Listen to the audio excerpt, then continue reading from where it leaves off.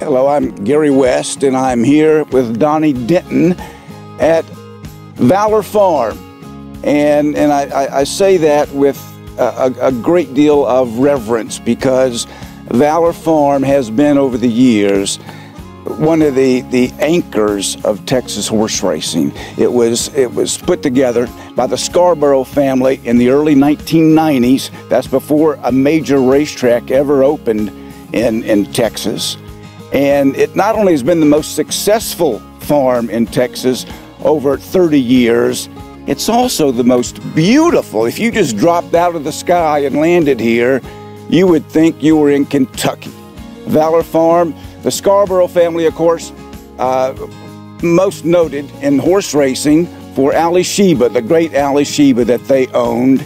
And he won the 1987 Kentucky Derby, the 1988 Breeders' Cup Classic, retired as the all-time leading money winner. But here they have a legacy that they can take pride in. Now Douglas Scarborough runs and rather owns and operates the farm, that they can take pride in for Texas racing. Now I look at the top stallions in Texas based on earnings of their progeny at the racetrack, of course, for 2023. 5 of the top 8 stand, or I should say stood, at Valor Farm. 5 of 8. So Valor Farm has maintained its position as the leading horse farm in the state, and Competitive Edge, who stands here at Valor Farm, was #1 on that list.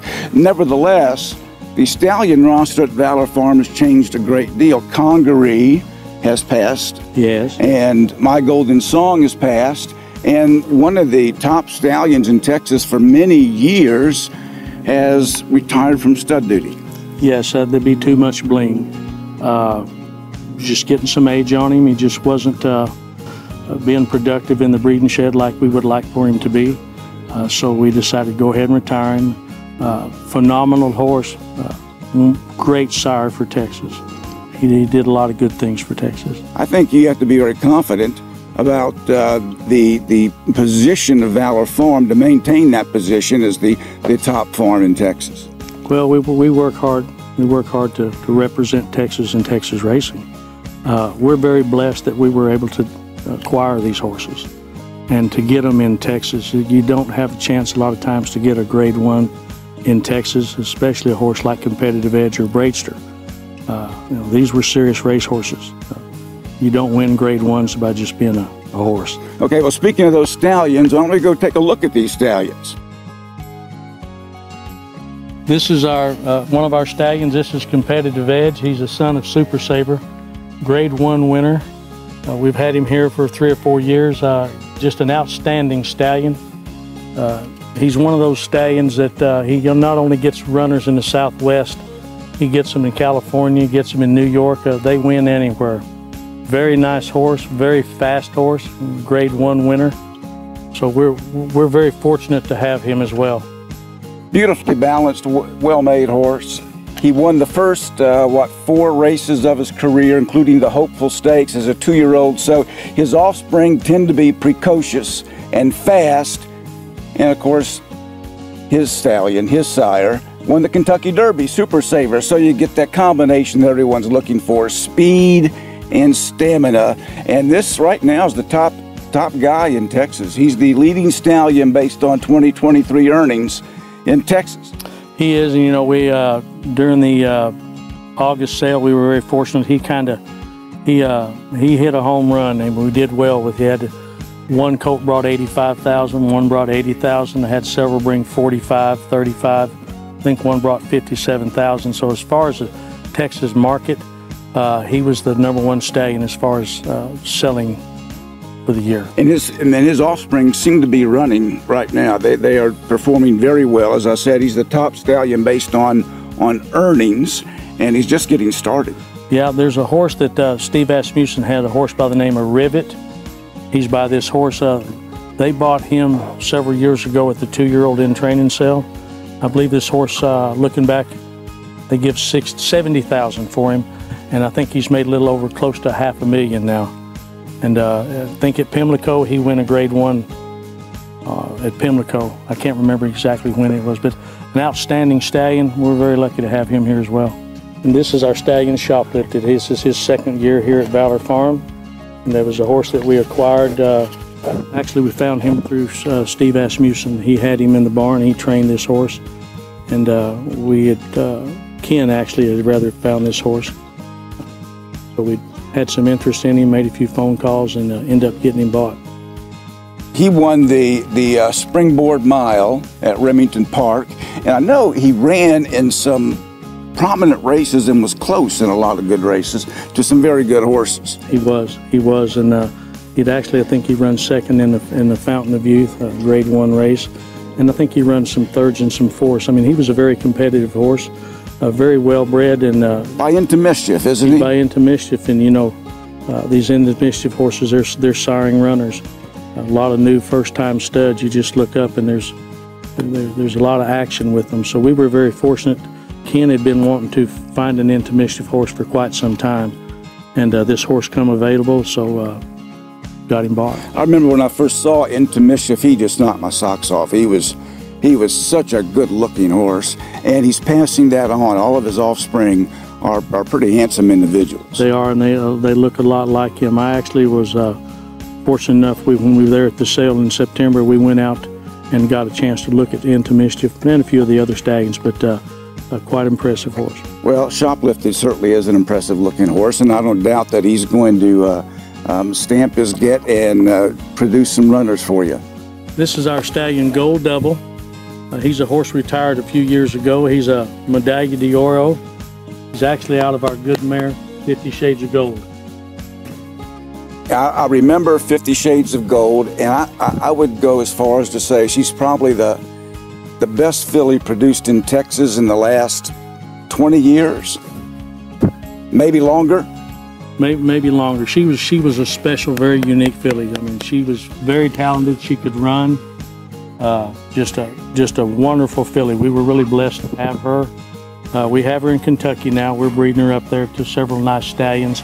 But that's one of the reasons Douglas wanted to keep this horse, was simply because by Medaglia d'Oro and then out of that mare, he said, you know, I just want to keep him and bring you back home. So we stand him. And this horse, beautiful horse. I thought he was cut out to be an absolute runner, and he was a nice horse. He only ran, what, 5 times, never worse than third. Yeah. But his career was cut short, not by soundness issues, but by illness. Yeah, just in it. He was always sound, but he just had one little problem after another, and then Brett had him. Brett did a great job with him. He trained him through his whole short career, but it was just time to go ahead and retire him and bring him to the farm and you know, keep him here and see what we could do with him. Talking about Brett Calhoun, who of course also trained 50 Shades of Gold. Brett also trained 50 Shades of Gold, and just did a phenomenal job with her as well. You know, he's an inexpensive stallion because he's unproven, and I think he's a bargain because he's a grand-looking horse by Medaglia d'Oro. I wouldn't be surprised if he throws some pretty nice horses. You know, I wouldn't be surprised either. I mean, he's a nice horse, and we've had quite a few people breed to this horse this last year. He's a good-minded horse, great in the breeding shed. You never know what these new sires are going to do, so you have to give them an opportunity to prove themselves. And he's giving me the eye here. I might have to send a mare up here to it. This is another one of our stallions. This is Braider. He's a son of Lion-Hearted. They retired him, brought him in here. $1 million winner, Grade 1 winner, outstanding pedigree, outstanding race record. Very nice horse. He's done well in Texas. A lot of his offspring have won stakes in Texas, so we're glad to have him as well. Just a very nice horse. And he can be a little ornery, so I'm hanging on to this halter lest he take a piece of your shoulder with him. But he was a top-notch racehorse. He won the Stephen Foster at Churchill Downs Grade 1 race, and he ran in the highest level of competition for a long time, and he earned more than $1 million. And I think he's probably going to compete with Competitive Edge to be the top stallion in Texas. Well, he's a very nice horse. Like I said, he's a big, powerful horse, kind of a quarter horse type looking horse. He's not little. He's got some size to him. He throws soundness in his babies, and they're good as 2-year-olds. So we're glad to have him. As a racehorse, he was fast, very fast, but he could take that speed around 2 turns. As I said, he won the Stephen Foster. I believe he led from start to finish. So he's a classic combination of speed and stamina, and I think he's going to pass that on to his offspring. Now, just to let folks know how the process works, these mares come in here, and they're bred to the Stallions, and what is the process after that? Well, it's a number of things. A lot of people will bring mares in here to foal out. You know, we'll foal out about 80 mares a year as a rule. If the mares are in foal, they'll bring them in here. We'll foal them out, breed them back to stallion of their choice. If it's open mares, they'll bring them in here. Normally, we start opening up the breeding shed about February 10th. So I like to have them bring those mares in here 2 or 3 weeks early, let them settle in, especially mares that are in foal. We don't want to get them stressed out. I like them here about 30 days ahead of time. Open mares, bring them in. We start our light program where we put mares under lights. It's just around the corner. Actually, we'll start in December 1st. Breed the mares. Once we check the mares in fold, some clients will want to leave them here for a while longer. We normally get those mares in 45, 60 days in fold, make sure they're healthy with the pregnancy. Then the mares will ship back home, and the process will start all over the next year. I'm Gary West here with Donny Denton at Valor Farm. Looking around, you can see some horses in the background here, and it is so reassuring to be here because, as I said, this has been an anchor for Texas racing throughout the last 30 years, the ups and downs. This place has remained steadfast and beautiful, and a beautiful legacy indeed to the Scarborough family's involvement in Texas racing.